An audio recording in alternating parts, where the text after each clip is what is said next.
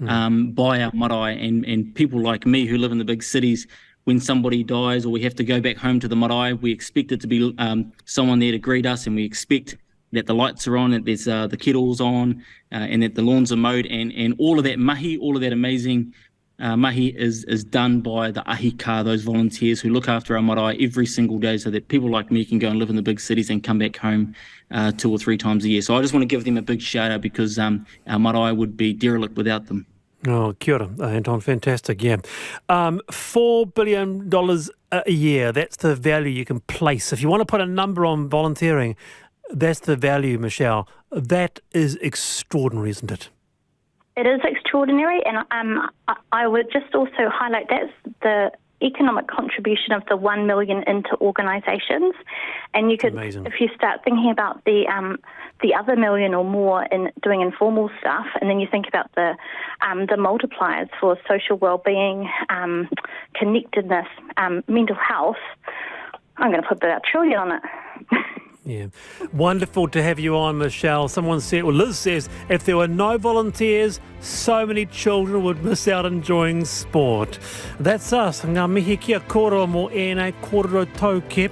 Thank you both for that kōrero. Wonderful. Anton Matthews, Jenny Giblin. I am Wallace Chapman. I am back tomorrow. 3:45. You'll hear those horns then. But for now, it is Lisa Owen and Checkpoint. Stay with us.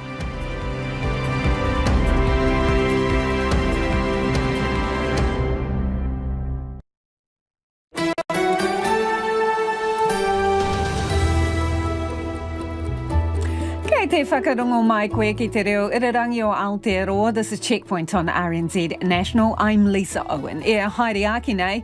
More conflict over conflicts of interest. It's a shambles, says the former Race Relations Commissioner Meng Foon. He's live. The high school students working 30 plus hours a week to help their families keep the lights on and food on the table. Education Minister Jan Tinetti joins us. Meanwhile, high school teachers bench themselves. Extracurricular activities like sport are off as industrial action ramps up. The long goodbyes to HelloFresh. We talk to former customers who say it's almost impossible to shake the meal box company loose. And Auckland Transport gets on board with contactless payments for ferries, buses and trains. You can watch us live on the RNZ website. RNZ News at 5 o'clock. Ahi Madia. Good afternoon. I'm Evie Ashton. The Prime Minister says Meng Foon is no longer the Race Relations Commissioner. The government last week announced Mr Foon had tendered his resignation from the role after failing to disclose a conflict of interest. But Mr Foon today said he was yet to formally resign. Chris Hipkins says he received an email from Mr Foon on Friday which stated his intentions. It says, I am resigning as the Race Relations Commissioner as I didn't declare the amount of money my gold investments was receiving from MSD. I'll resign Sunday.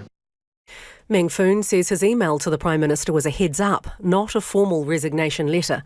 Chris Hipkins says that he's been advised the government was right to accept Mr Foon's email as a resignation letter. A teacher has been struck off for refusing to recognise a transgender student's gender.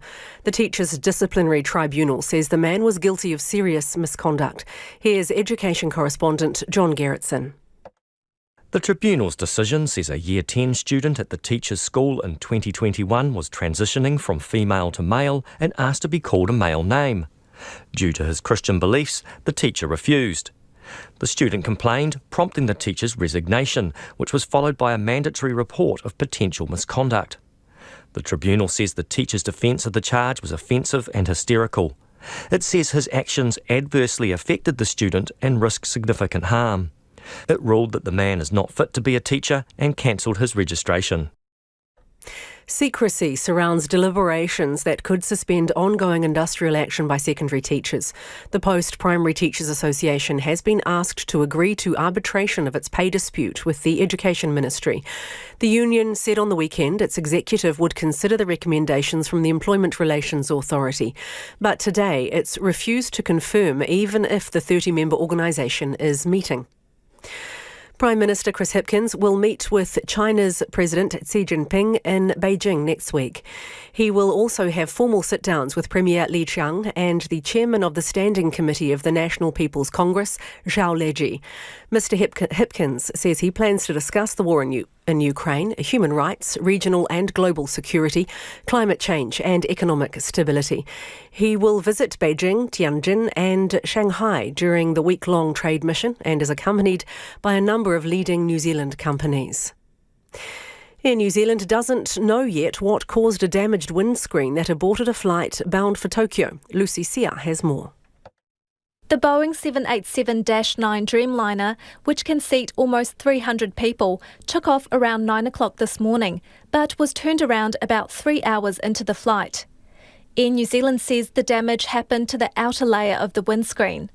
It says the windows on the aircraft has multiple layers, but the decision to turn back was to ensure the safety of customers and crew.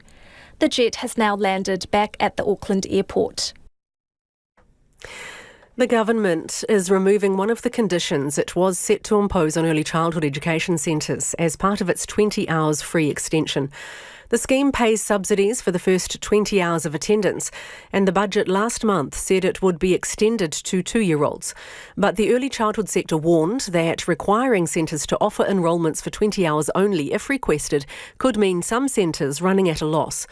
Associate Education Minister Joe Luxton says, based on further advice from officials, the condition will be removed.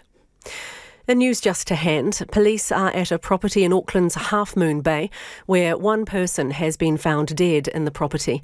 Detective Inspector Tofilau Whamanuia Whaelua of County's Monaco CIB says they're working to establish what has happened. He says police are speaking with the person at the address. To sport now, American Wyndham Clark has won the US Open by one shot over Rory McIlroy at the Los Angeles Country Club to claim his first major title. Clark sank a short par putt on 18 to finish the championship on 10 under par. World number one, Scotty Scheffler, was third at 7 under, while Ricky Fowler, who shared the lead heading into the final round, faded and had to settle for a share of 5th. New Zealand's Ryan Fox finished tied for 43rd. The All Blacks coach Ian Foster believes his side will be genuine World Cup contenders as he seeks to turn around last year's underwhelming results. While Foster's job is safe, he still has his doubters after the All Blacks ended 2022 with 8 victories, 4 losses and 1 draw, their worst win-loss record since 1998. Foster is confident his side have turned the corner and he's bullish about their chances of winning the World Cup in October. Absolutely. I mean, the good thing is that not too many other people think we can, and it's probably a slightly unusual space to be in as an All Black team, but it doesn't change our belief. Foster named 5 debutants in his squad, with the All Blacks starting their rugby championship title defence in Argentina on July the 9th. And bowler Jess Kerr has been ruled out of the White Ferns' upcoming tour to Sri Lanka with a broken toe and will be replaced by her Wellington Blaze teammate Lee Kasparic. Kasparic's last match for New Zealand was nearly 2 years ago. That's the news. Debate over All Blacks selections. We've been through a little bit of a tough patch as a team. Hopefully we can go over to France with the back of the country and do our best to bring the thing home. Disputes about gangs. It's around sending a clearer message around consequences for crime. And the current government's message to gangs is very mixed. But it's all coming up roses in Hawke's Bay. When we went back to check on the property, out of all the mess were these bright splashes of colour from all my rose bushes. Fresh as a daisy. Morning Report, weekdays from 6 on RNZ National. And we're funded through New Zealand On Air. You're with Lisa Owen next on Checkpoint. Right now, the short forecast from Met Service to midnight Tuesday. For Northland and Auckland, scattered showers spreading south today, clearing from Auckland tomorrow evening. From Coromandel Peninsula to Whanganui, including Bay of Plenty, Taungmaru Nui, Taihape and Taupo. Mostly cloudy, isolated showers clearing this evening but returning tomorrow with thunderstorms possible about Coromandel and Bay of Plenty from the afternoon. From Gisborne to Wadadupper, rain about Wadadupper easing tonight, otherwise fine spells and isolated showers. From Manawatu to Wellington, mostly cloudy today with isolated showers, fine tomorrow. Bulla, Westland and Fiordland, cloudy periods. A few coastal showers tomorrow with thunderstorms possible about Bulla's coast tomorrow afternoon and evening. Nelson, Marlborough, Canterbury, North Otago and Dunedin. Occasional rain or showers easing from Canterbury southwards tomorrow. For the remaining parts of Otago and Southland, mainly fine with valley fog in the south. And for Kohu, Chatham Islands, cloudy periods and a few showers. The time is 7 minutes past 5. I will have traffic news and headlines for you at 20 past 5. Nā mihi iwi, tēnā koutou katoa, no mai haere mai ki checkpointi tēnei rā, ko Lisa Owen tēnei. It's a shambles, that from outgoing Race Relations Commissioner Meng Foon, but the question is, a shambles of whose making? On Friday, the government announced Meng Foon had failed to adequately declare conflicts of interest, including $2 million worth of government emergency housing payments to his company. And the Associate Minister of Justice says she would probably have sacked him if he hadn't offered his resignation. However, Meng Foon is adamant he declared all his conflicts of interest before taking up the job of Race Relations Commissioner, and he hasn't actually formally resigned. He joins us now. Tēnā koe. Tēnā koe, Lisa. How are you? I'm very well, thanks. Have you cleared out your office? No, I don't have to clear out my office. There's nothing there. But I have... the Minister has accepted my resignation now, because the email went astray. It bounced. Okay, so that's the confusion, because the Prime Minister seemed to have a email that he read out this afternoon, and he received it on Friday, in which you said you were resigning, and he said legally it was a resignation. Oh, well, whatever they think, but they need to confirm it with me, don't they? Okay. Have you been cancelled by the government, do you think? No, I think I've been treated unfairly.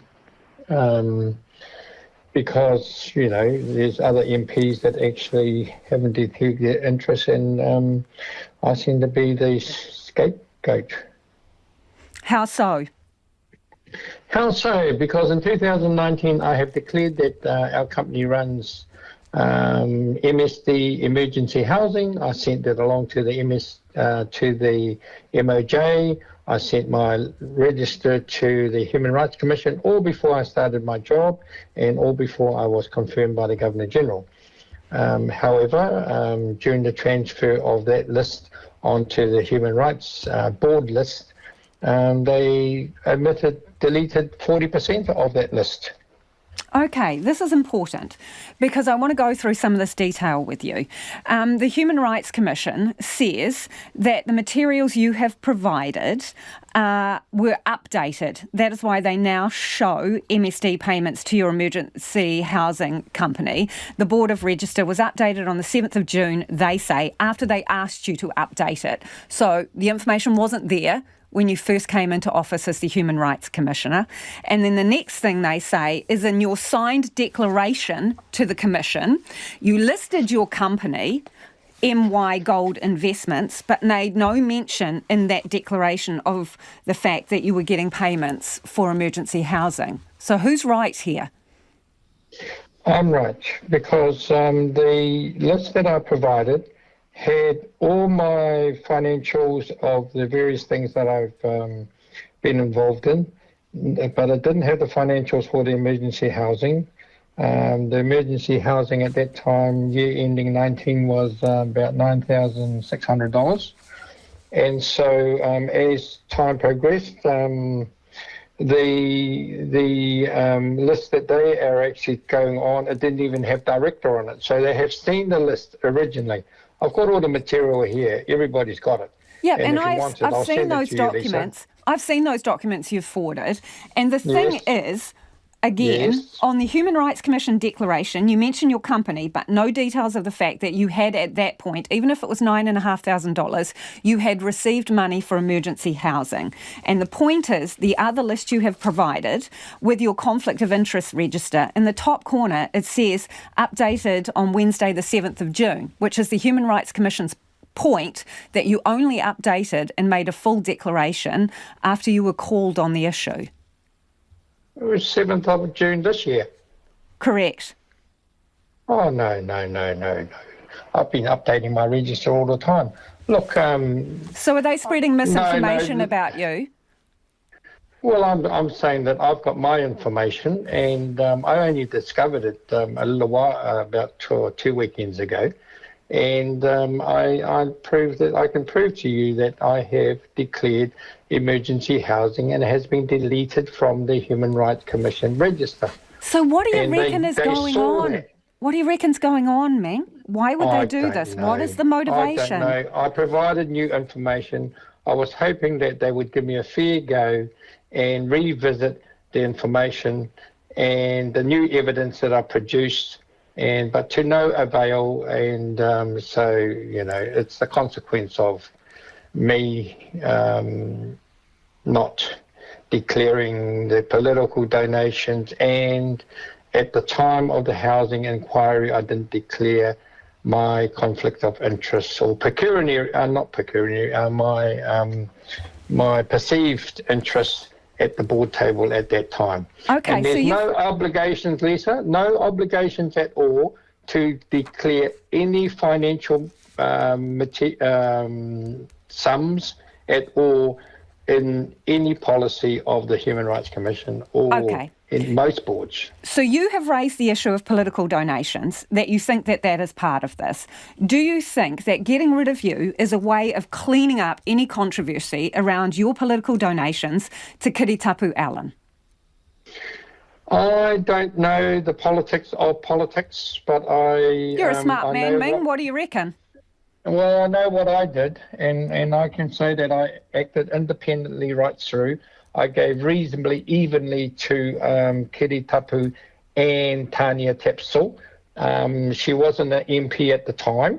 And so whatever they're thinking, and if I'm the scapegoat, is really unfortunate, because I think I'm a good, decent, honest Kiwi bloke, just trying to do my public service. And, I've been bloody careful, Lisa, over the last 20, 30 years I've been in public service. And I know the sensitivities of political sensitivities. So do you think you are a scapegoat then? Do you think that's what's happening here? I reckon so. Why am I not treated the same as Michael Wood or, David Seymour or other people, So are you being scapegoated for a political means? Yeah, it's totally unjust. What's the Ministry of Justice? It's not even justice, mate. So what do you do now? Do you go quietly, or what options are there for you? Oh, no. I know full well, when you get the boot, that's it. You're gone. So I was gone by Friday, which is interesting. I'm okay. So I don't have any office and nothing to clear, and I'll probably send my cards back in terms of the entry the door entry cards. Otherwise, I own everything else. Appreciate your time. Thank you for joining us this evening. That is Meng Foon, outgoing Race Relations Commissioner. The resignation is now official, he says. 5:15, Kia mau tunu mai. You're listening to Checkpoint on RNZ National. Interested in your thoughts on that one? Text us on 2101, or you can tweet us at Checkpoint RNZ. High school teachers are ramping up their strike action after refusing the latest collective agreement from the Ministry of Education. The Post-Primary Teachers Association says on Wednesday, teachers will refuse to take part in extracurricular activities like sport, adding to the list of industrial actions. The bargaining facilitator has recommended it suspends strike action while it considers arbitration, but the union is pushing on. Neva Chittick reports. This Year 10 Auckland student is at home because of the teachers' rolling strike action today. It's quite nice having the extra holiday, but it does push back a lot of our assignments. A lot of my essays and assignments are becoming really hard to keep up with, and all the deadlines have been cut short. She's had about 6 days off school since the striking began, and now teachers have voted to increase action.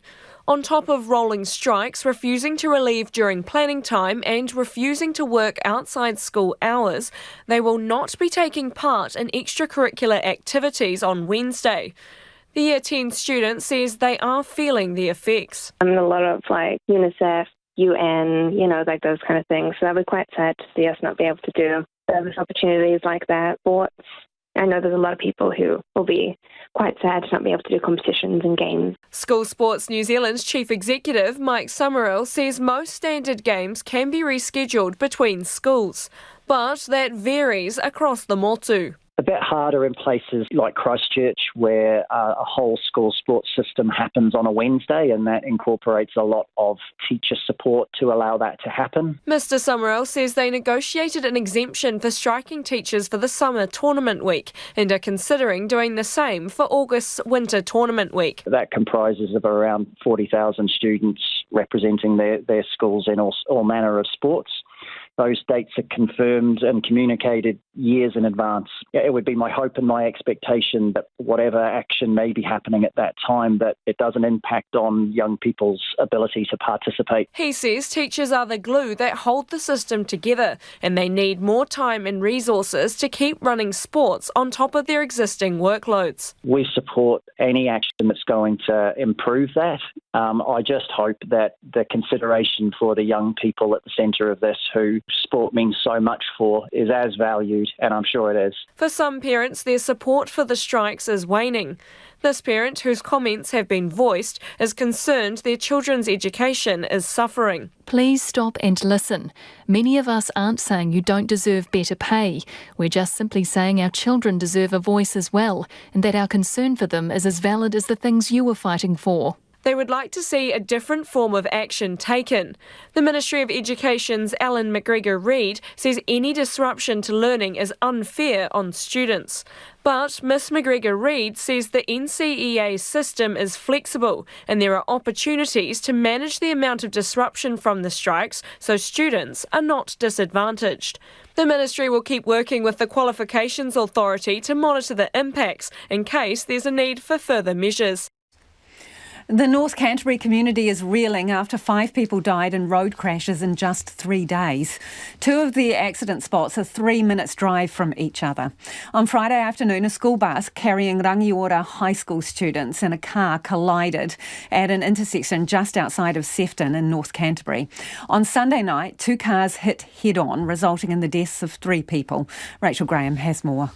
On Friday afternoon, Julia Dimmicks of Balcairn in North Canterbury experienced a parent's worst nightmare, a call saying her 13-year-old son's school bus had been in a crash.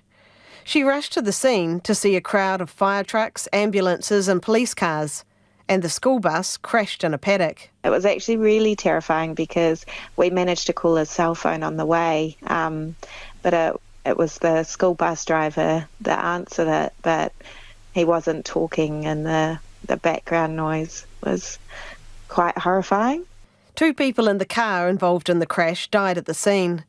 There were 6 students on the bus, and 2, one being Julia's son, had injuries serious enough to be treated in hospital, but they have now both been discharged. The principal of Rangiora High School, Bruce Kearney, says the incident has been very distressing for everyone, and their hearts go out to the family of the 2 men who died.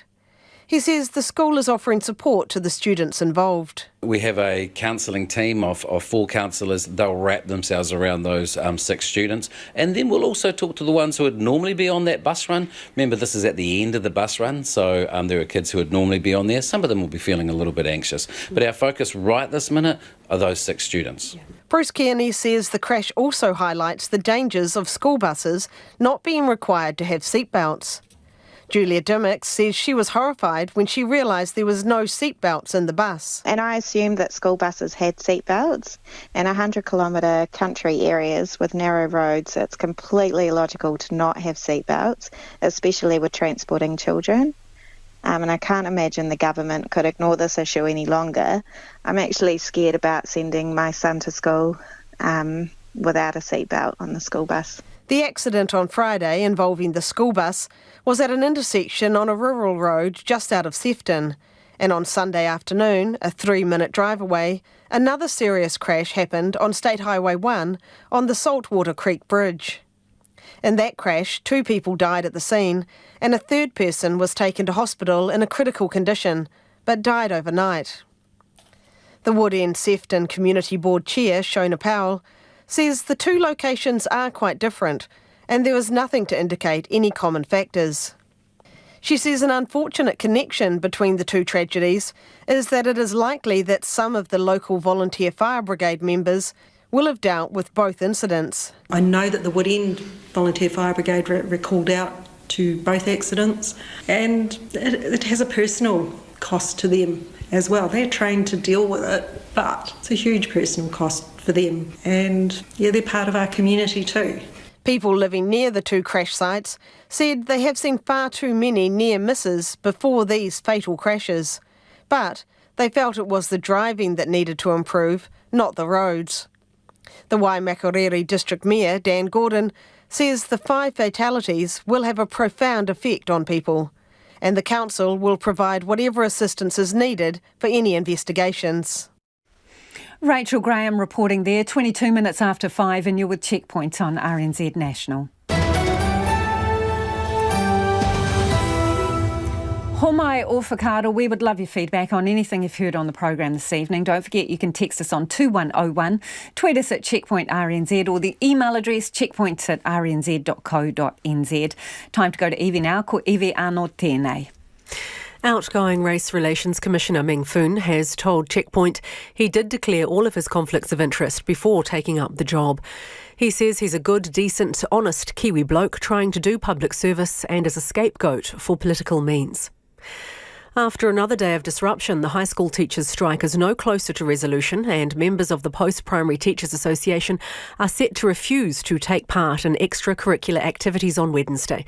The Employment Relations Authority has asked the union to agree to arbitration of its pay dispute with the Education Ministry, but the union's not saying if its 30-member executive is meeting to discuss the recommendation. Meanwhile, a Christian teacher has been struck off for refusing to recognise a Year 10 student's gender when they transitioned from female to male. The teacher's disciplinary tribunal says the man was guilty of serious misconduct and not fit to be in the classroom. Prime Minister Chris Hipkins says he plans to discuss the war in Ukraine, human rights, climate change and economic stability when he meets China's President Xi Jinping and other senior leaders in Beijing next week. Mr Hipkins will visit Beijing, Tianjin and Shanghai during the week-long trade mission. And police are at a property in Auckland's Half Moon Bay where one person has been found dead. Detective Inspector Tofilau Whamanuia Whaelua of County's Monaco CIB says they're speaking with a person at the address. Those are the headlines looking at traffic. In the main centres around the country, everything seems to be moving normally at the moment. Our next traffic news and headlines are at about 20 to 6. Kia ora rā, e ho. Some school kids are working up to 40 hours a week, including overnight shifts, to help their families pay the bills.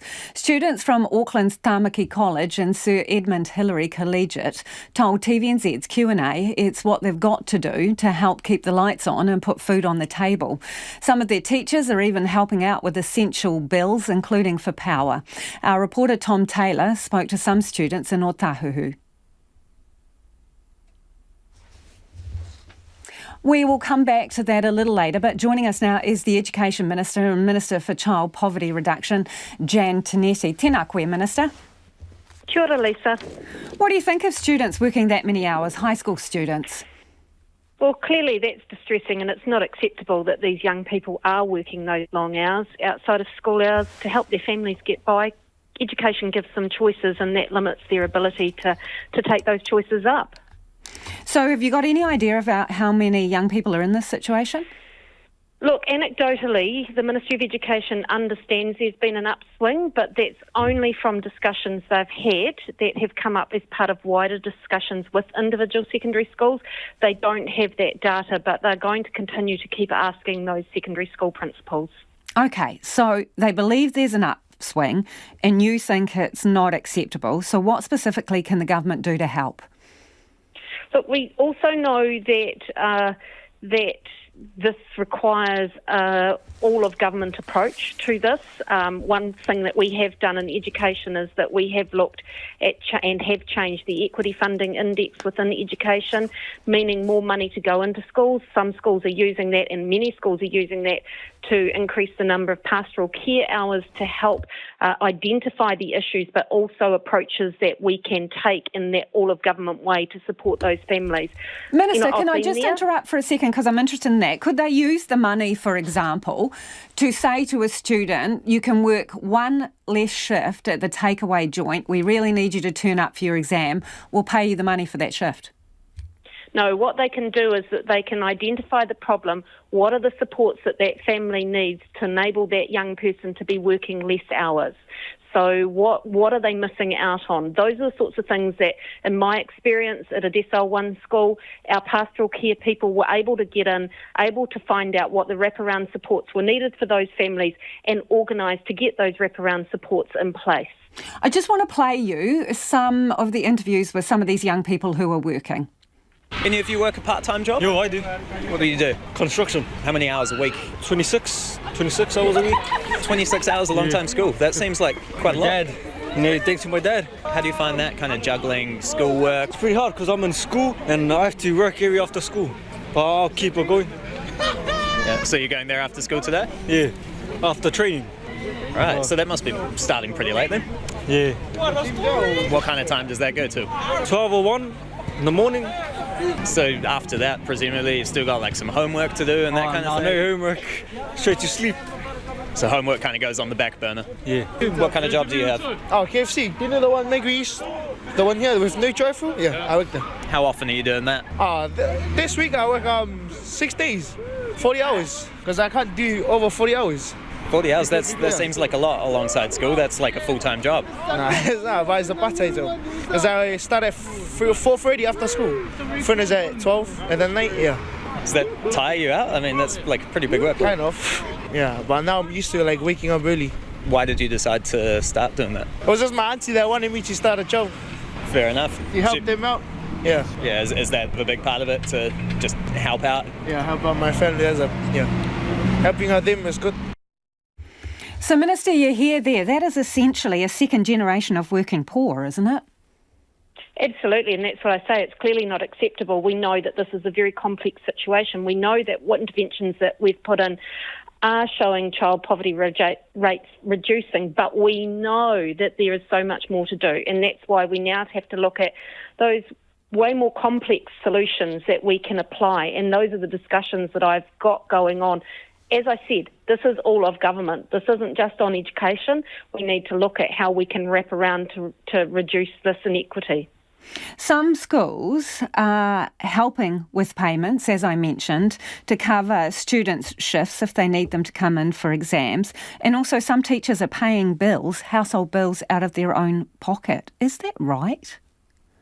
It's never been right, but it's always been something that's been long-standing. Teachers in schools But it shouldn't carry on, though, should it, Minister? No, it shouldn't carry on. No, and I know what you're absolutely saying shouldn't. about the complexity of the issue. I do understand that. But some things are simple, like paying a power bill, paying rent. Those are straightforward things that there could be assistance with. Yeah, and that's exactly what we've been doing around that assistance, and that has reduced child poverty so far, but now we're getting to that stubborn part of it, and that's where we need to look at those much more difficult solutions that are obviously causing, to the issues that obviously causing what is going on at the moment. Lisa, we know that there are long-standing inequities, particularly for our Māori and Pacific students, and so that's where we need to look at solutions with those out in community as well. It's not just about there's all a government, but it's about what are the solutions that those people, those NGOs know are going to work best. It's hard enough for some of these kids to get to school. So while I've got you here, what happens if industrial action goes on into the third term? Well, that's what we're working really hard on. I'd have to say that that's my number one focus at the moment, to stop that from happening, having conversations around that and meetings all the time. I understand what came through from facilitation last week around potential arbitration. I won't comment on that because I don't want to muddy the process and go over those principles of fair bargaining, but I'm really working hard to make certain that we can minimise that disruption. I am as distressed as anybody else in this situation at the moment. Our young people need to be at school and need to be learning. Appreciate your time, Minister. That is the Education Minister, who's also the Minister for Child Poverty Reduction, Jan Tinetti there. 2101 on text if you'd like to comment on that, or you can tweet us at Checkpoint RNZ. There are 5 fresh faces in the first All Black squad of the year for the Rugby Championship. Hurricanes halfback Cam Roigard is among them. He says he was aware of the speculation around his potential to make the All Blacks, but he didn't hear much from the national team's coaches. further into the season, I suppose there's a bit more outside noise and chat about the possibility of being a bolter as such. But I suppose I'm probably pretty fortunate in the Canes environment and outside of it. I got sort of people there to keep me grounded, the likes of Colsey and stuff. He's a great man and very humble and making sure that I suppose I'm staying the same, that I'm just trying to keep my head down. But my priority was never trying to obviously make the All Blacks. It was just trying to play as well as I can consistently. And when there was a bit more outside noise and pressure, I'm just trying to back up performances. Well, we're joined now by our sports reporter, Felicity Reid. OK, so a bunch of newbies, and you were hearing from some of them today. What do they have to say about their selection? Across the board, I think we can say that there were a few sleepless nights, a bit of shock and plenty of messages of congratulations to get back to. It's the likes of Cam that you hear speaking just there, and Dallas McLeod, who's a Canterbury midfielder, have also acknowledged that it's injuries to other players that have actually got them into this position. They were a little bit shocked to be into the All Blacks. I mean, nobody's saying that they're particularly shoo-ins, including themselves, but they've, you sometimes think that do the All Blacks go through a bit of a charade of calling out the names, of reading them out, but these players seem to think that they actually were genuinely shocked to be hearing Ian Foster announcing them as All Blacks yesterday. So that was last night's announcement in Te Awamutu. So these players were actually saying that they had a bit of a nervous day and a bit of a wait to hear whether their names were actually being called out. McLeod would probably be the one that we'd say was the genuine bolter, hadn't really been thrown around in conversations before now, but he was on Ian Foster's radar as an under-20 player and had been given an opportunity with David Havili and Quinn Tupaia both out injured. So it's that opportunity that he's been given. He's been getting time for the Crusaders. And so he was saying that he was in shock. He had his head in his hands. He was with his girlfriend and his flatmate when he heard the news, and he didn't really kind of understand what had gone on for him as well. And also for a couple of the Chiefs players outside back, Emoni Narawa, he was his family, he was there in Fiji at the moment. He'd kind of given them a call and they were still trying to find the announcement on television. They hadn't found out already, so he had to break the news to them. He couldn't hold off. He had to spill the tea, as he says, and let them know. And also Lusford Simipeni Finau, he was at the traditional family dinner, Sunday dinner with his partner's family, and he, again, somebody who wasn't really expecting it, and he was saying that, he's had two uncles play for Tonga and an uncle play for Japan. So for him to follow in on this success, follow in their footsteps, it's quite a big deal for him. But it's fair to say, again, that none of these players necessarily think that they're going to be the shoo-in, and we'll have to wait and see how much All Blacks time they actually get as well. OK. New Zealand is set to host another big event for women's rugby. Tell us more. Yes, so the WXV competition, basically a World 15 new traditional rugby competition, it's been announced that it was in New Zealand, but now we actually know which venues it's going to be played at. So that's Wellington, Dunedin and Auckland. Great news for Wellington and Dunedin, which missed out on some of that Rugby World Cup action. Good opportunity to see the top 6 women's teams in the world playing. So England, Wales and France have already locked in their participation in this tournament. But awkwardly, the Black Ferns haven't qualified yet, so they've still got a competition to do. They're, again, obviously quite hopeful that they're going to be playing in their home tournament. So they play in the Pacific 4 series. That kicks off for them against Australia on June 29th. So it's the top 3 of the Pacific 4, which will play here as well. Thank you, Felicity. Our sports reporter, Felicity Reid there. It is 25 minutes away from 6. Kia amo tonu mai. Do stay with us. You're listening to Checkpoint on RNZ National. It's time for the business news now. Ko taku hoa e nai nei, ko Anand Zaki. Tēnā koe, Anand. Hey, a better month for our services sector. Do tell us more. Kia ora to you, Lisa. Yes, our services sector, remembering that we have a service-oriented economy, had a much better month last month. Demand was back, sales bounced back as well. So we know this from a regular survey that we receive every month called the Performance of Services Index. It's from BNZ and Business New Zealand, and it's basically a monthly health check of the services sector. So last month, the index showed the services sector expanded at a similar rate to its long-term average, and that's after what was a very flat April. New orders, which is a good indicator for demand, that's rebounded. Sales also rebounded, but those two specific measures are below their long-run average. Employment also expanded, so good news for workers looking for jobs. Now, BNZ say while the overall services index is pretty much near normal, results do vary between regions and sectors. So retail trade is among the sectors that actually contracted. Another one that's contracted is accommodation, cafes and restaurants. On the other hand, health and community and the finance and insurance sectors expanded. So while the headline data looks good for the services sector, when you actually take a deep dive, you can actually still see that there are some sectors that aren't doing so well. Now, BNZ say the rebounding services sector data actually shows our economy might expand in the second quarter of this year, but it's still really early days. And even so, it doesn't really hide the fact that, broadly speaking, our economy is slowing down, which is what the Reserve Bank wants to see in order to bring down inflation.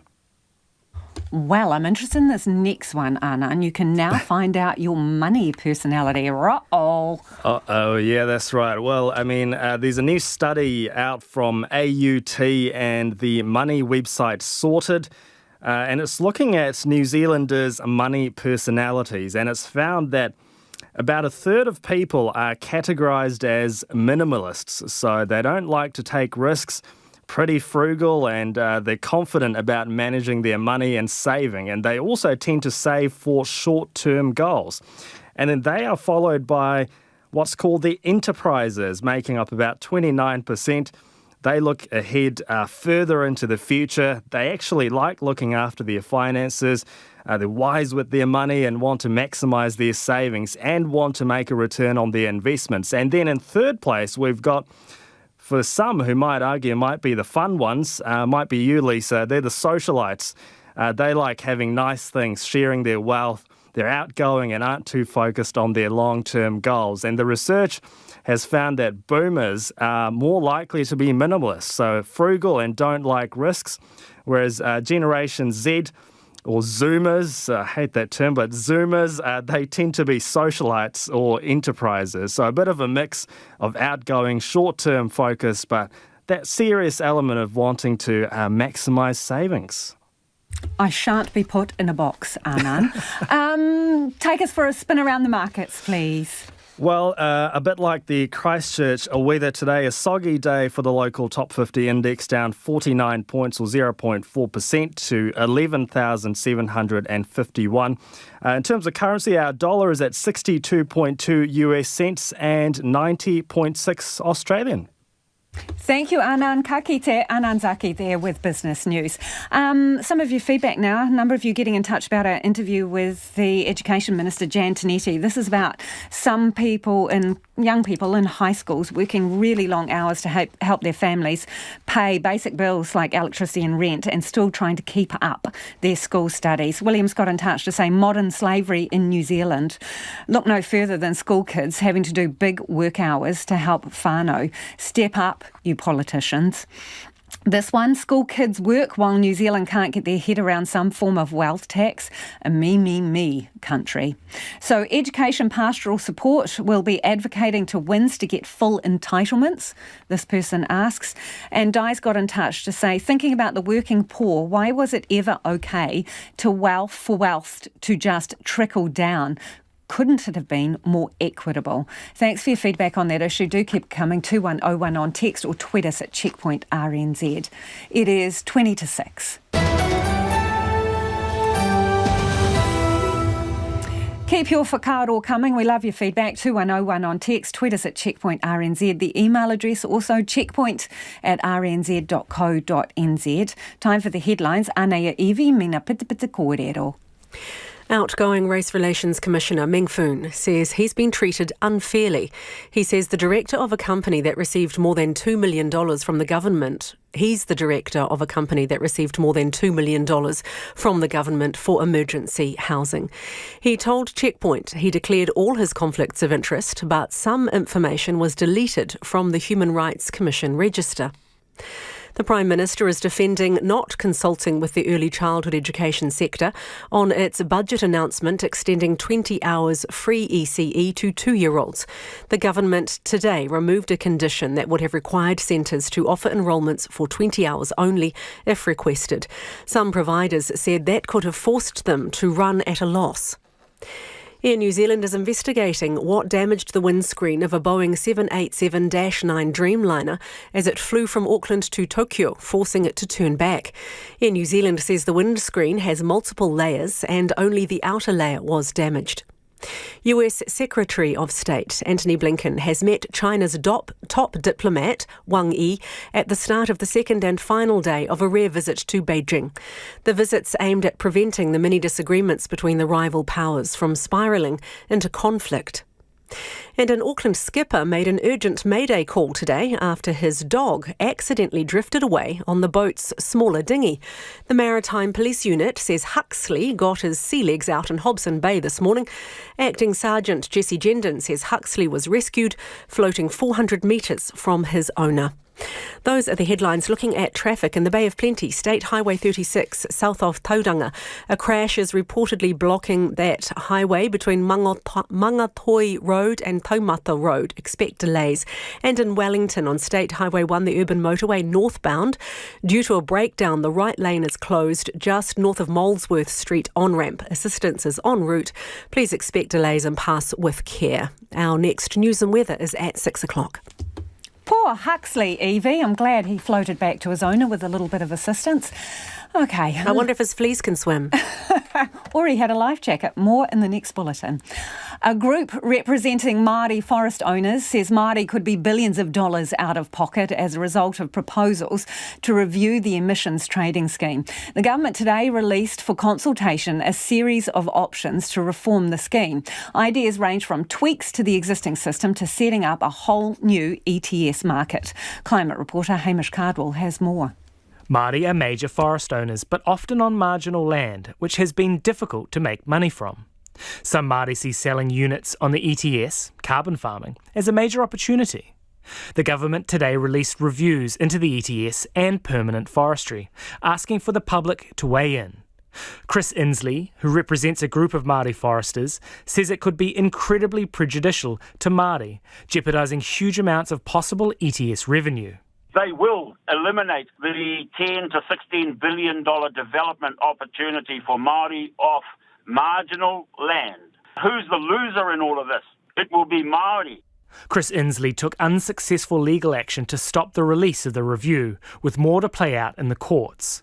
Forestry Minister Pini Henare says this projected loss is based on the previously hot price of carbon units. But what we know is it's actually dropping and it's declining, and that should be a concern for all of us.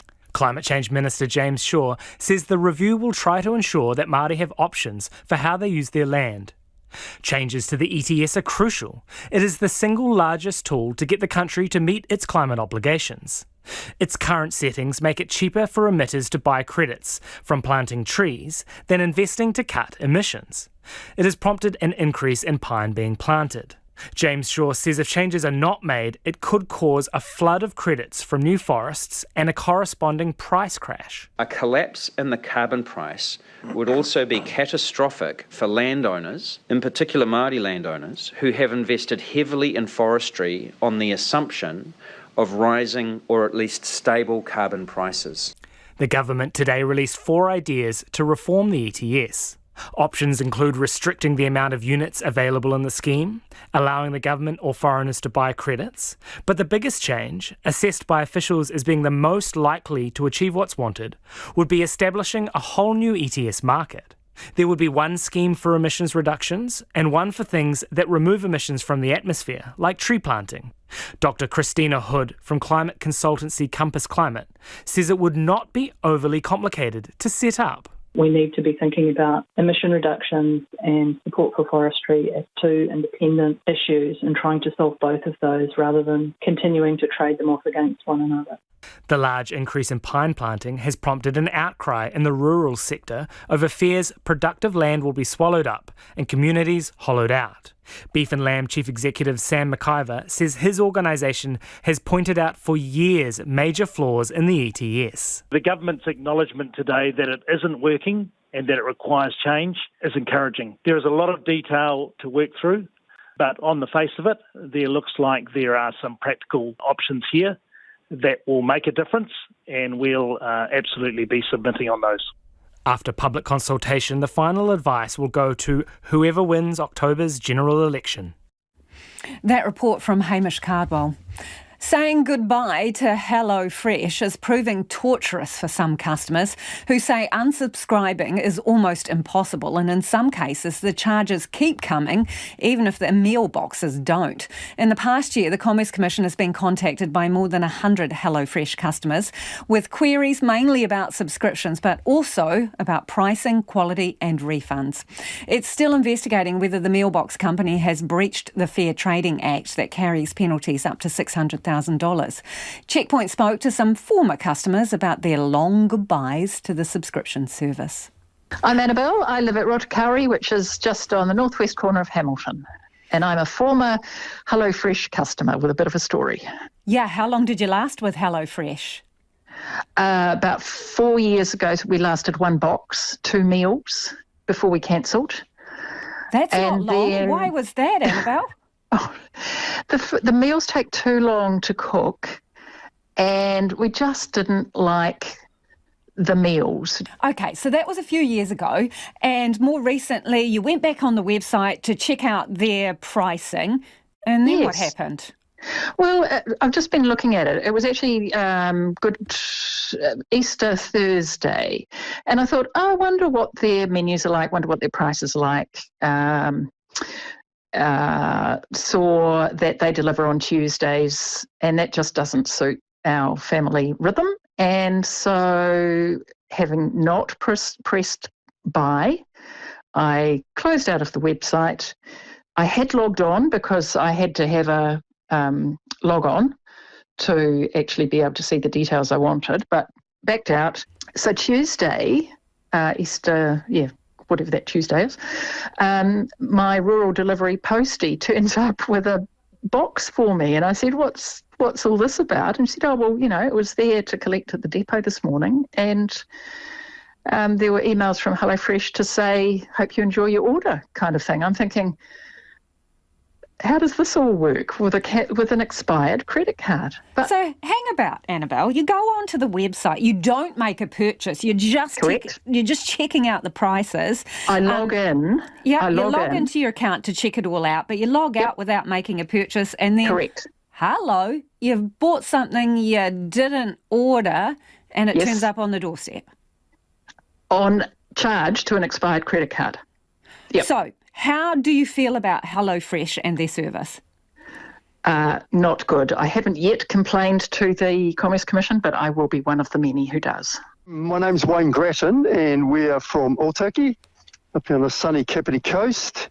And we are indirectly a HelloFresh customer, as we provided, we arranged it for our son and daughter-in-law, who were busy paramedics, and so we figured that was a useful gift for them. Yeah, seems lovely thing to do, but, how did that work out for you? Well, it was fine, but after a number of months, they decided that they didn't see it as good value for money, and so they attempted to cancel their subscription. They were first advised that they could put it on hold, and then they decided they didn't want to do that, they wanted to cancel it. And that's when the rigmarole started. Yeah, well, describe the rigmarole to me, Wayne. What did that look like? Even to cancel your subscription, you have to jump through a whole number of hoops on their website and answer a bunch of questions, and they keep taking you back in the circle to say, are you sure you really want to do this? You really want to do this? But anyway, they finally managed to cancel their subscription. The unfortunate problem for us was that HelloFresh carried on with their direct debit from my credit card for a number of weeks. And did that get a bit pricey? How much did they take from your card? It was about $130 a week, and it went on for 12 weeks. And part of the reason for the delay, of course, was that we were not aware that that the kids had cancelled their subscription, and they were not aware that HelloFresh was still charging us. And so it wasn't until it came up in a conversation a few weeks later. And when we tried to contact HelloFresh to stop this process, that was also almost impossible. In fact, it was impossible. I finished up having to cancel my credit card to stop the direct debits. So more than $1,600 and you don't have it back yet? Yep. No, $1,600 and I don't have it back yet. How would you describe their customer service, Wayne? Atrocious. For an international company, atrocious. I'm Rhonda from Auckland. I used to be a HelloFresh customer. We joined HelloFresh to get some more vegetarian meals into our diet. We found very quickly that we found them very boring and full of plastic, so I tried to cancel them several times, first of all going online. I thought I did it right. Another box arrived a week later, so I of course doubted myself. Maybe I did it wrong, so I tried again and got my daughter to cancel it. They sent another box. So then I finally got a phone number and I rang the number, and I was speaking to a woman who sounded like she was not in New Zealand because there was a sound of roosters in the background. So I asked her where she was from, and she said the Philippines. She promised me that she would cancel the box, but that I would probably have to pay for the box that had been delivered. So I protested and said I wouldn't pay for it. So I did actually get that refunded. But I would never go back to being a HelloFresh customer because A, the food didn't suit me, and B, it was almost impossible, it felt like, to stop them coming at my door. How would you describe that process of trying to unsubscribe to HelloFresh? Well, it seemed incredibly easy to subscribe to HelloFresh, but it seemed incredibly difficult to unsubscribe to HelloFresh. It was like they had every obstacle in the way to make it that you just wouldn't do it. And those were some now former customers of HelloFresh. Love to hear from you on that one. If you're having issues with the company or if you love them, text us on 2101 or tweet us at Checkpoint RNZ. It is 7 minutes away from 6. Kia amo tunu mai. Stay with us. You're listening to Checkpoint on RNZ National. Tempers frayed at a community meeting in Waihi Beach this afternoon over ongoing stormwater issues that have seen the area flood time and time again. Most recently, a flash flood on May the 29th saw around 50 people forced from their homes, many of them elderly pensioners who needed to be rescued by firefighters. Western Bay of Plenty District Council invited locals to the community centre this afternoon to air their concerns and to find out what's being done to prevent future flooding. Our reporter Finn Blackwell has been there and he joins us now. Kia ora, Finn. Tell us why locals are so concerned about the flooding in the area. Kia ora, Lisa. Well, the area has long been prone to flooding. Back in 2013, they saw flash flooding wreak havoc in the area and allocated around $1 million to improve stormwater infrastructure after that. As we've seen, however, that's not been enough. We heard today a number of residents voice their concerns after earlier flooding in May 29th of this year saw a number of evacuations, particularly elderly people needing to evacuate from serious flash flooding. One man at the meeting stormed out after telling councillors they were lucky no one had died on their watch. You guys are lucky this time round no one died, because they have in other places. And if I was down there and one of mine had died, I would stand up here and I would give it to you. We're lucky. You're lucky. So just go home. So what do locals want to see done, Finn? Well, the main message is preventative maintenance. We've heard a lot from people who want regular checkups on drains, want creeks cleaned to prevent more flooding in the future. That's been a hot button issue, with council promising to follow up, saying they already have in some instances, and mainly taking the time to hear what residents are complaining about. And there are a lot of complaints. And has the council made any commitment to improving the area's stormwater infrastructure?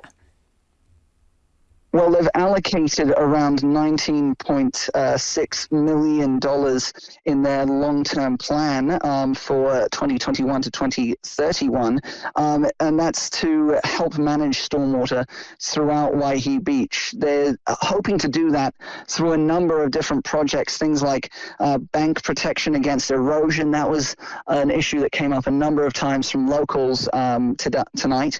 They're also looking at doing things to fix and repair upper catchments, to maintain upper catchments. They're also looking at improving the flow paths from creeks, and they're looking at increasing the stormwater storage capacity at the local dam. Thank you for that, Finn. That's our reporter Finn Blackwell, who's been at that community meeting at Waihi. Shaving 10 minutes off a daily commute is enough to get excited about in Auckland, where a stretch of motorway north of the city quietly opened this morning. The $880 million Puhoi to Warkworth Road took 7 years to complete and was busy minutes after its opening with heavy northbound traffic. Our reporter Haisa Almeida tested the highway. The road takes drivers from the Johnson Hill tunnels up past Warkworth, and it ends with a roundabout connecting drivers to the old State Highway 1 just before Dome Valley, with drivers saying now they have a much safer and faster road to do their commute. Oh, it was fantastic. It's a lot quicker, smoother, safer. It's a good motorway. It's going to be much better than what we had. Hopefully a few minutes off the drive. Yeah, it's pretty good. Yeah, it saved me 10 minutes, I think, which is pretty good. Yeah, it was good. It saved quite a bit of time coming through this morning, yeah. Derry Flat resident Casting says the new motorway means he can avoid a notoriously dangerous intersection at Hill Street in Warkworth. Straight through, you hit the northern end of Warkworth, no Hill Street to navigate, no dodgy corners. Driving up State Highway 1, it's just magic to finally have it open. This commuter says it's a smooth ride without a single pothole in sight. I just finished driving it on the truck. Yeah, way safer and way better, eh? It's very nice and smooth. Car, it's not jumping up and down. And the view, it's a perfect view. Drove it this morning. It's fast. And we got here quickly. Definitely much safer. The 18.5 kilometre stretch of the northern motorway has 2 lanes going each way, with a lot of space in a median barrier for safety. The new road could mean a much less stressful drive for truckers and daily commuters. But for this Warkworth resident, more work needs to be done north of the town at Dome Valley. The motorway will be between here and Ariwa, yes. If you're going north, it's a shocking road. Very dangerous. Work in the new stretch of the motorway will be continuing over the next few months to finish on and off ramps at Puhoi. And let's go to some of your feedback before the news at 6. A lot of you getting in touch about our interviews with former customers of HelloFresh. This person says the same thing happened to me. You can't browse their meals without creating an account and entering a credit card. I didn't order anything. Next day I got a text saying my order would be delivered the next day. I assumed I was mistaken, but now with all this coming to light, it's clear I did not order the box. Another person says we did HelloFresh for about a year and a half, enjoyed the vegetarian meals, 3 meals a week. We cancelled and have had no problems. The amount of plastic is my only complaint, says Louise. Another says, same thing happened to me with HelloFresh. I subscribed to it a year ago for a couple of weeks, then cancelled it. In February, I got a phone call asking me about the new menu. I said I would think about it. Then all of a sudden, I got a text saying I had subscribed again. I had to call and ask to be taken off it, and they said that was my job to do. I said, no, you did this. You can cancel it too. That's George and Palmy. Richard says he's just finished cooking another lovely vegetarian dinner in time for his wife to get home. She's lucky. Richard says it works for him.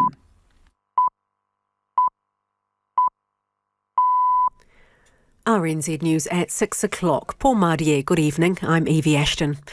Outgoing Race Relations Commissioner Meng Foon says he's got the boot and he's been treated unfairly. The government said on Friday Mr Foon had tendered his resignation after failing to disclose a conflict of interest. Mr Foon is the director of a company that received more than $2 million from the government for emergency housing. He told Checkpoint he declared all his conflicts of interest, but some information was deleted from the Human Rights Commission register. He says he's a scapegoat for political purposes. Whatever they're thinking, and if I'm the scapegoat, is really unfortunate, because I think I'm a good, decent, honest Kiwi bloke, just trying to do my public service. There was confusion earlier with Mr Foon saying he hadn't actually resigned, but he says his letter of resignation has now been confirmed as received and accepted by the government. The Post-Primary Teachers Association is refusing to say when it will consider halting industrial action. The Employment Relations Authority recommended the suspension on Friday. Our education correspondent, John Gerritsen, reports. Parents, principals and students have been waiting to hear if the PPTA will suspend its rostering home action and agree to arbitration of its pay dispute with the Education Ministry. The union said on Saturday its 30-member executive would consider the recommendations as soon as possible. But today it said it had no comment on when the executive will meet. In the meantime, the union's members are continuing to refuse to teach 2 year groups per day for 4 days a week. Today, Year 9 and 10 students were sent home, and tomorrow it will be Years 11 and 12. A teacher has been struck off for refusing to recognise a transgender student's gender. The Teachers' Disciplinary Tribunal says a Year 10 student at the teacher's school in 2021 was transitioning from female to male and asked to be called a male name. Due to his Christian beliefs, the teacher refused. The student complained, prompting the teacher's resignation, which was followed by a mandatory report of potential misconduct. The tribunal says the teacher's defence of the charge was offensive and hysterical. It says his actions adversely affected the student and risked significant harm. The Prime Minister, Chris Hipkins, will meet with Chinese President Xi Jinping during next week's trip to China. The last meeting at this level was in 2019 when Dame Jacinda Ardern travelled to Beijing, a shortened trip due to the March terror attacks. Here's our political editor, Jane Patterson. China remains New Zealand's largest trading partner, but this country wants to diversify trade and further boost tourism and international students, hence the 29-strong business delegation on the trip as well. Te Metatini Kapahaka Festival winners Te Whānau a Apanui will also be there to help promote tourism. Mr Hipkins will meet President Xi and other high-level political leaders in Beijing, where climate change, economic stability, regional and global security, human rights and the Ukraine war will be on the agenda. He'll also attend the opening of the World Economic Forum in Tianjin. Police are at a property in Auckland's Half Moon Bay where one person has been found dead. Detective Inspector Towhilau Whamanuia Whaelua of County's Manukau CIB says they're working to establish what's happened. He says police are speaking with the person at the address. An Air New Zealand jet has landed back at Auckland Airport after a damaged windscreen forced it to cut short a flight to Tokyo at the 3-hour mark. The airline hasn't established the cause of the damage. A passenger, Dave Garnett, is disappointed that his travel plans have been disrupted. We got lots of arrangements in Tokyo and we were going all the way down south, meeting relatives over there as well. So it was a bit disappointing. Mr Garnett and his wife Carol say that the overall mood was calm on the flight when the announcement was made about turning back. They say it was handled well by the crew. Auckland Council has sent 880 letters to residents whose homes have been affected by flooding and Cyclone Gabrielle. 4 different letters outline the next steps for residents and explain that risk categorisation for some won't be available until the end of August at the earliest. Swanson resident Amrita Ojla says in her letter the council is asking for information it should already have. And a letter that just says high risk has no clarity for us at all. We still don't know what category we fall into. So what should I do now? Still wait for the reply? Amrita's house flooded in the Kumiu floods of September 2021, so she says being told she's high risk is nothing new. The Australian Senate has passed legislation to hold a vote on an Indigenous voice to Parliament later this year. The proposed voice to Parliament would be an independent advisory body that can advise the Parliament and government on matters relating to the lives of Aboriginal and Torres Strait Islander Australians. Prime Minister Anthony Albanese says it's a moment of national unity. We've been doing things for 122 years. For Indigenous people, often with the best of motives. It hasn't worked. And this is an opportunity to do things better, to instead of doing things for Indigenous Australians, make change with Indigenous Australians. It will be Australia's first referendum in more than 2 decades. And the world's top 6 international women's rugby teams will play in Wellington, Dunedin and Auckland during the inaugural WXV tournament. The teams will play 9 tests during the tournament from October 20th to November 4th. England, France and Wales have already locked in their participation in the tournament, while the Black Ferns have yet to qualify. That's the news. I'm Catherine Ryan. On 9 to noon tomorrow, the dairy owners vying for a place on a scaled-back list of retailers who will keep their tobacco licence next year. The couple behind a new disability centre in Hawke's Bay for under fives, particularly welcomed by families affected by Cyclone Gabrielle flooding. An historical mystery novel takes readers to Fiji in 1914, telling the story of indentured Indian labourers and the challenge to swim every lake in the South Island, no matter how hard to reach or how cold. With me on 9 to Noon on RNZ National. You're back with Lisa Owen next on Checkpoint. Right now, the short forecast from Met Service to midnight Tuesday. Northland and Auckland, scattered showers spreading south today, clearing Auckland tomorrow evening. Coromandel Peninsula to Whanganui, including Bay of Plenty, Taumadu Nui, Taihape and Taupo. Mostly cloudy, isolated showers clearing this evening, but returning tomorrow with thunderstorms possible about Coromandel and Bay of Plenty from the afternoon. From Gisborne to Wairarapa, rain about Wairarapa easing tonight, otherwise fine spells and isolated showers. Manawatu to Wellington, mostly cloudy today with isolated showers, fine tomorrow. Bulla, Westland and Fiordland, cloudy periods. A few coastal showers tomorrow with thunderstorms possible about Bulla's coast tomorrow afternoon and evening. Nelson, Marlborough, Canterbury, North Otago and Dunedin. Occasional rain or showers easing from Canterbury southwards tomorrow. For the remaining parts of Otago and Southland, mainly fine with valley fog in the south. And for Kohu, Chatham Islands, cloudy periods and a few showers. The time is coming up to 8 minutes past 6. I will have news headlines for you at 6:30. Kia ora rā e ho. No mai hoki mai, this is Checkpoint, ko Lisa Owen tēnei. As easy as paying for a coffee, while Auckland Transport is finally joining other major cities by offering contactless payment options on board buses, trains and ferries. Within the next 12 months, passengers on all Auckland public transport will be able to tap on and off with PayWave cards, Apple Pay and Google Pay. AT CEO Dean Kimpton joins us now. Kia ora, Dean. Kia ora, Lisa. Why are you doing this? I think it's an awesome opportunity just to make access to public transport so much more readily available. The fact that, as we can in any other major city, swipe on or off public transport using a debit card, credit card, smartphone, smartwatch, without the need for a hop card, which you can still use, by the way, just brings us right smack bang into the middle of the 21st century, exactly where we want to be. Make it accessible for visitors outside of Auckland, tourists, and for those that occasionally forget their hop card, like me. So how much does the tech cost to make this happen? It's costing us about just over 20 million to make this investment, which I think is a great return. It also feeds in late in 25 and into 26. We've got a joint collaboration with Waka Kotahi to build a national ticketing system. So this is a really important step in that direction. So will fares have to go up, Dean, to pay for it? Will people have to pay more to cover the cost of your 20 million for your tech? No, the fare regime set separately. Of course, there's a cost to that, but we think it'll lift patronage on our public transport system by 2 to 3%. So we'll get the fare revenue in through the box. Why do you think it's going to lift patronage? Oh, just access. You arrive at Auckland Airport, or you come in on a cruise liner into downtown Auckland, or maybe you've forgotten your card.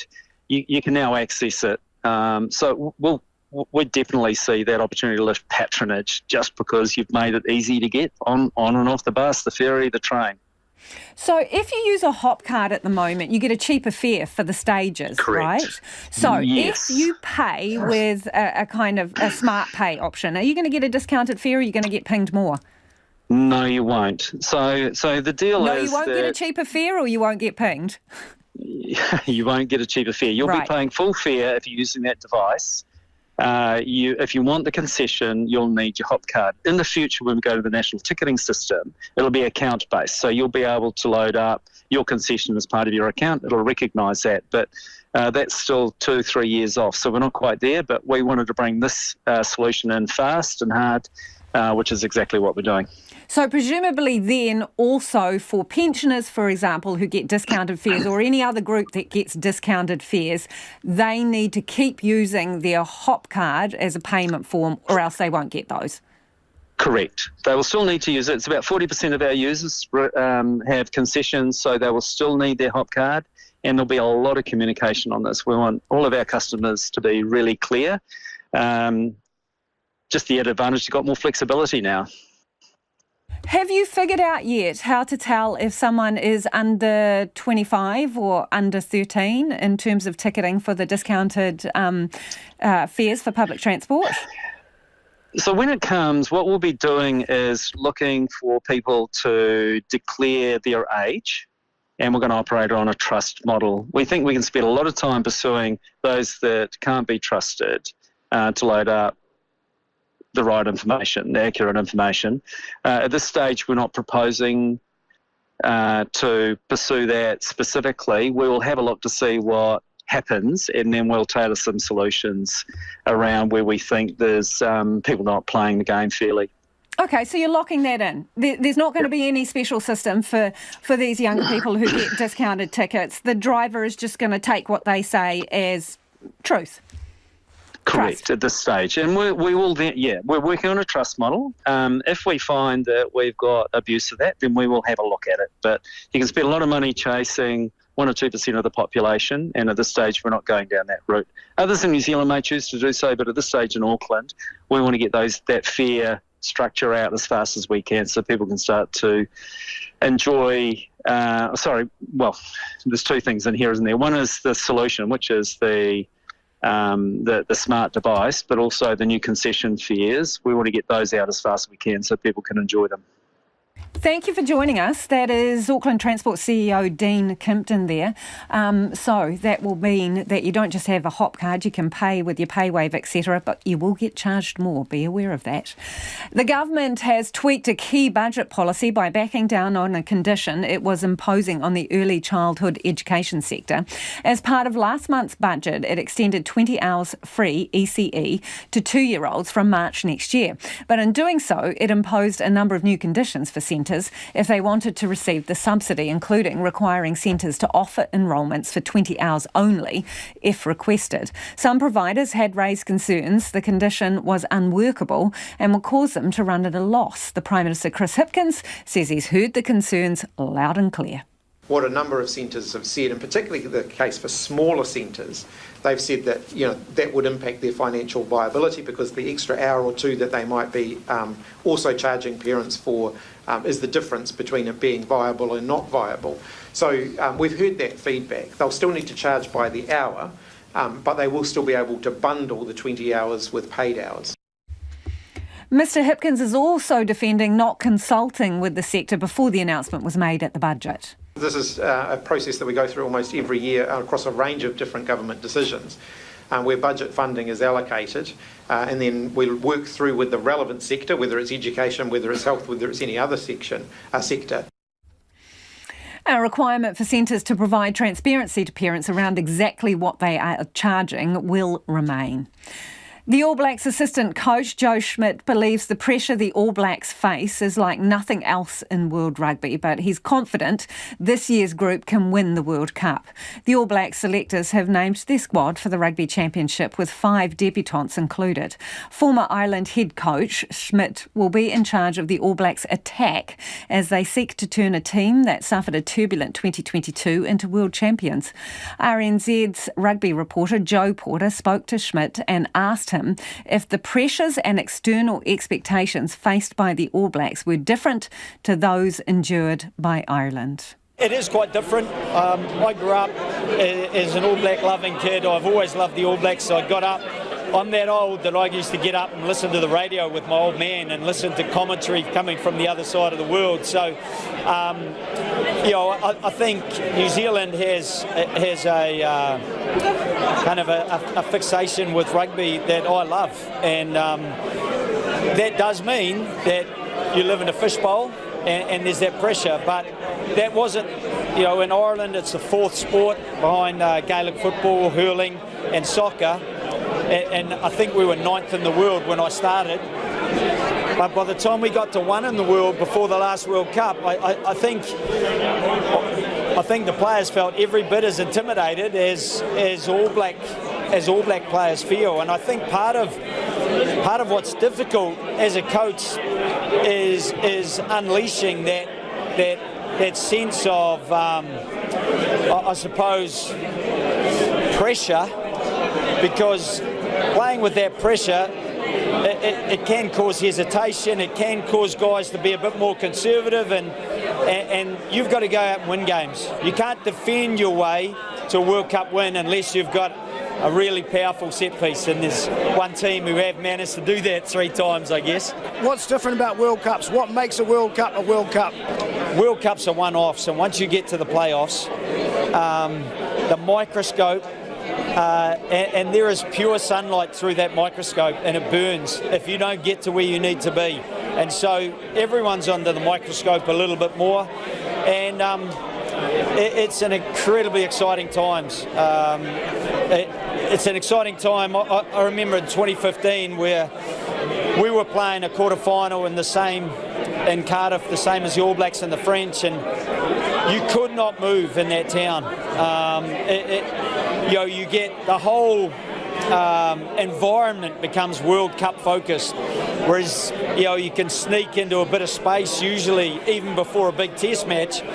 You just can't hide anywhere in World Cups. And lastly for me, what gives you the confidence that the All Blacks have the personnel and the tools within the coaching group to combat some of Europe's best at this World Cup? I suppose I've spent 13 years involved coaching in some of the teams that were Europe's best. We made 3 finals in a row in France and won the Bouclier de Brennus for the first time with Clermont. So you saw all the best French players. We won a couple of European Cups with Leinster. So you got to work with some of the best players, and then 6.5 years coaching Ireland, we regularly met up against all those big Northern Hemisphere teams. So one of the things that everyone fears is the unknown, and you don't quite know what's going to come your way. I think one of the advantages is that we have maybe a little bit more awareness of what's coming our way. It doesn't make it any easier, but it can give us the confidence that, hey, we can get really ready for this, and if we build that readiness, then that preparation will stand us in good stead and hopefully brings the confidence for us to play our game. Some of your feedback now in relation to our interview with the Minister of Education, Jan Tinetti. This is about high school students. Some of them are working really big hours, 30, 40 hours to help their families make ends meet. Annabelle's got in touch to say it's heartbreaking that our rangatahi are working these long hours to support these families. These students are most at risk of leaving school early too. We need to immediately pay our at-risk students an allowance to stay in school. No student should be forced to abandon their studies in a country as wealthy as Aotearoa. On the subject for the meal subscription service, HelloFresh, Lisa from Christchurch says, in regards to HelloFresh, I had a 1-week trial, wasn't impressed and didn't pursue. They are relentless with flyers in the mail and calls about whether I'm interested in joining up again. Some very satisfied customers, though. This person says, been a customer for 3 years, never had billing issues, have paused and suspended in past, no problem. And this from Steve, my family's had HelloFresh for a couple of years. We cancel and restart depending on how many of our kids are at home and how busy life is. Have had no problems cancelling and restarting at least 3 times. Twice got substandard product, phoned them and got the option of a generous credit or replacement product. And just one more. Seems to be the disconnecting with them that takes a bit of effort. HelloFresh, never again. I unsubscribed successfully, but they wouldn't leave me alone. They kept emailing me and phoning me and trying to get me to rejoin, trying to attract me with different offers. In the end, I had to be a little bit rude and told them to stop emailing me. Thank you for your feedback. It is 6:20 and you're with Checkpoint on RNZ National. In a milestone moment, the Australian Senate has passed legislation to hold a vote on an Indigenous voice to Parliament later this year. It would be an independent advisory body to advise the government and Parliament about matters affecting First Nations people. World Watch's Paulina Lau has more. 2 words on one historic day. Australians will vote in a referendum later this year on an Indigenous voice to Parliament. It proposes an independent advisory body to advise Parliament and the government on matters relating to the lives of Aboriginal and Torres Strait Islander Australians. President Sue Lines with the result. The ayes 52 and the noes 19. I call the clerk. It was first proposed in the Uluru Statement from the Heart in 2017, a petition to change the Constitution of Australia to better represent Indigenous Australians. This will be the country's first referendum in more than 2 decades. Prime Minister Anthony Albanese says it's a moment of national unity. This once-in-a-lifetime opportunity to lift our great nation even higher. Recognition of this continent's first people in our nation's constitution, listening to their voices on issues that impact them, making concrete, practical change that makes a difference to people's lives. Minister for Indigenous Australians Linda Burney says it's a chance to fix a broken system. One step closer to unifying Australia and making a great country even greater. Today, the political debate ends. Today, we can start a national conversation at the community level. Ms Burney says more than 80% of Indigenous Australians will be voting yes in the referendum. The Voice will give independent advice to the Parliament and the government. It will be chosen by Aboriginal and Torres Strait Islander people based on the wishes of local communities. It will be representative, community-led, accountable and transparent. The Prime Minister says it's time to listen. We've been doing things for 122 years for Indigenous people, often with the best of motives. It hasn't worked. And this is an opportunity to do things better, to instead of doing things for Indigenous Australians, make change with Indigenous Australians. But not everyone agrees. Ahead of the vote today, there were passionate statements from senators. Independent Senator Lydia Thorpe dubbed today Happy Assimilation Day, saying the Voice will be little more than appeasing white guilt. I'll be voting no to this disastrous idea of giving us no power. If this bill gave us power, then I would have thought about supporting that. But I can't support something that gives my people no power. Meanwhile, Liberal MP Julian Leeser, who quit the front bench to campaign in support of the referendum, says supporting the Yes campaign is a way to close the gap for Indigenous and non-Indigenous Australians. Mr Albanese will now have to set a referendum date no sooner than 2 months and no later than 6 months. Greece's response to last week's migrant shipwreck has been called into question. A BBC investigation shows the overcrowded vessel wasn't moving for 7 hours before it capsized. The Greek Coast Guard had said the boat was on course for Italy and didn't need any help. At least 78 people are known to have died in the capsize, but the UN says up to 500 are still missing. The BBC's Nick Beck reports. Last Tuesday morning, from the air, authorities spot the migrant boat. This is a surveillance photo. A simulation we've obtained from a ship tracking service shows civilian boats in the area in the run-up to the sinking. Coast Guard and military vessels do not appear. The yellow pin is where the migrant boat eventually sinks. At around 1500 GMT, a ship called the Lucky Sailor, which gave us its logbook, turns north and approaches the migrant boat to give food and water. Soon after, says the Coast Guard, its helicopter finds the migrant boat on a steady course. But 2.5 hours later, at around 6, another vessel, the Faithful Warrior, comes to the same area and also supplies food to the boat.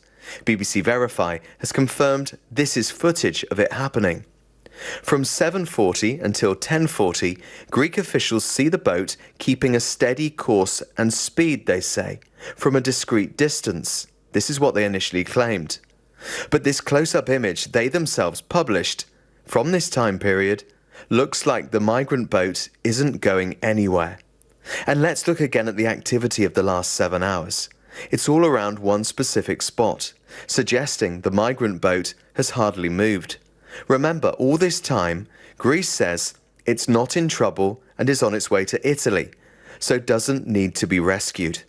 It is at 11 o'clock that the boat sinks with hundreds on board, and there's a frenzy of ships coming to help, including the Celebrity Beyond.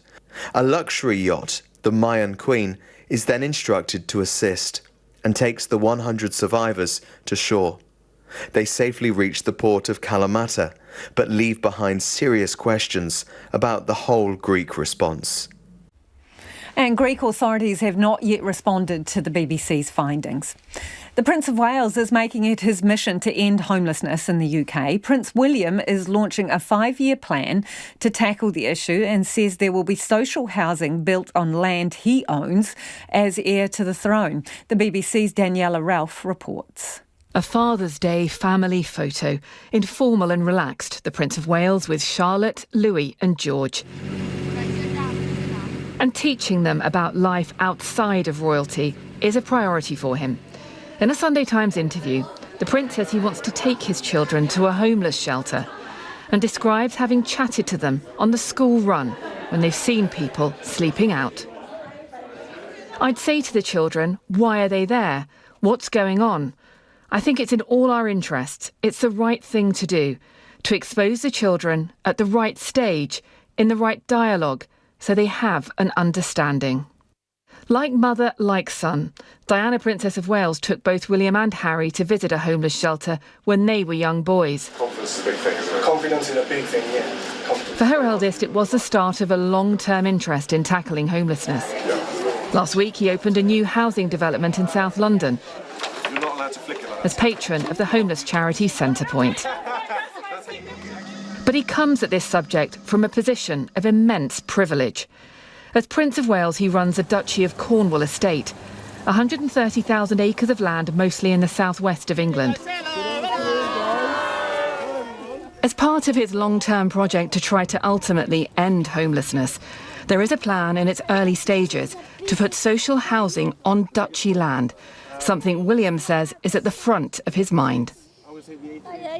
In Leeds, for those trying to get off the streets, there was cautious optimism about the Prince's plan. It's a good idea.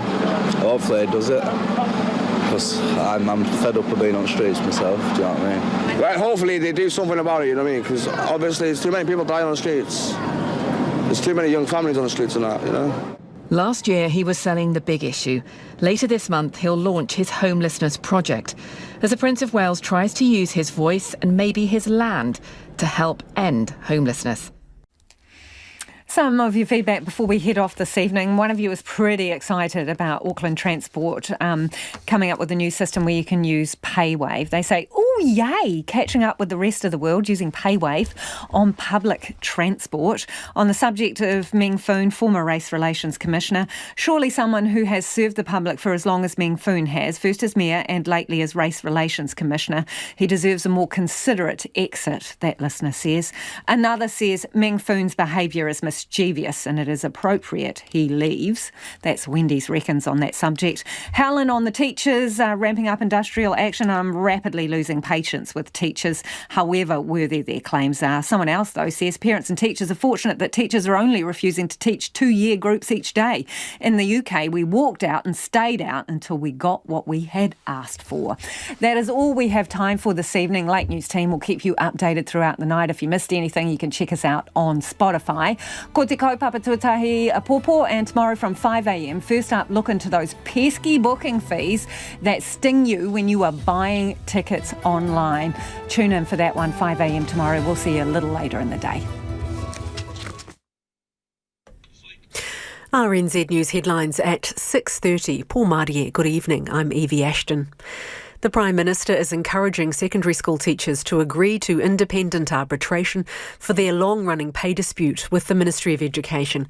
The Employment Relations Authority has made the recommendation to the Post-Primary Teachers Association, and Chris Hipkins says it's a good option. Police will be on duty during the night at a property in Auckland's Half Moon Bay where a person has been found dead. The principal of North Canterbury's Rangiora High School says a crash involving his students highlights the dangers of school buses not having seatbelts. And British MPs will soon debate a parliamentary committee report that condemns the actions of the former Prime Minister, Boris Johnson. Those are the headlines. Our next news and weather is at 7. Pacific Waves. Bringing Kiribati back into the forum. Diving into the big stories of the region. They are an instrument of the Constitution of Fiji.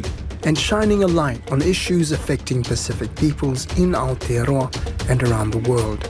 being able to go out into different places and areas that share special connections with our community was really special.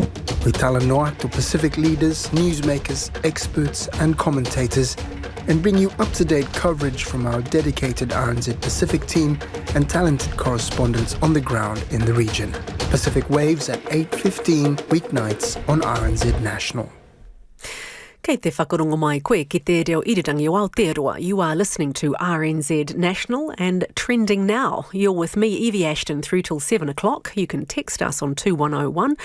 Now, on the detail tonight. It was announced with great fanfare in 2015, but 8 years later, the proposal to create a vast ocean sanctuary around the Kermadec Islands has stalled again. The detail looks at the sanctuary's history, controversy, and why it hasn't yet eventuated. Rewind to 2015. A major announcement at the United Nations, an ocean sanctuary around the Kermadec Islands. This is an area twice the size of our landmass and 50 times the size of our largest national park. It is truly a special place and we want to keep it that way. Celebrated around the globe. Imagine an area the size of France. Now imagine that area in the ocean off the coast of New Zealand. That's how big the country's new ocean sanctuary will be. But at home, it was already causing problems. John Key, was quick to make the big announcement over there in New York. There was only one phone call to Te Hukai Moana a few hours prior saying, we're going to be making this announcement. With the sanctuary overriding Māori fishing rights. The Crown has never asked Māori whether we consent to these rights being extinguished, and we object to being treated so disrespectfully. The government has spent years trying to negotiate a compromise, but iwi leaders have rejected the government's latest proposal to establish the Kermadec Ocean Sanctuary. More than 40 iwi organisations have voted overwhelmingly to reject the plan, saying an Indigenous-led approach is the only way forward. Kia ora, I'm Tom Kitchen, and today on The Detail, where to next for the Kermadec Ocean Sanctuary? Is a solution that better protects the marine environment while meeting obligations under Te Tiriti o Waitangi possible? Or almost a decade after it was announced, is it dead in the water? Andrea Vance is a senior journalist with Stuff and has been covering the issue for over a decade. Kermadec is a really interesting place because it's so far from New Zealand, well over 1,000 kilometres from mainland New Zealand, and most New Zealanders will never ever get the chance to go there. It is incredibly special because it is a biodiversity hotspot. It's a volcanic island chain, so it's got a lot of special minerals, very clear water, and it's just a very healthy place to sustain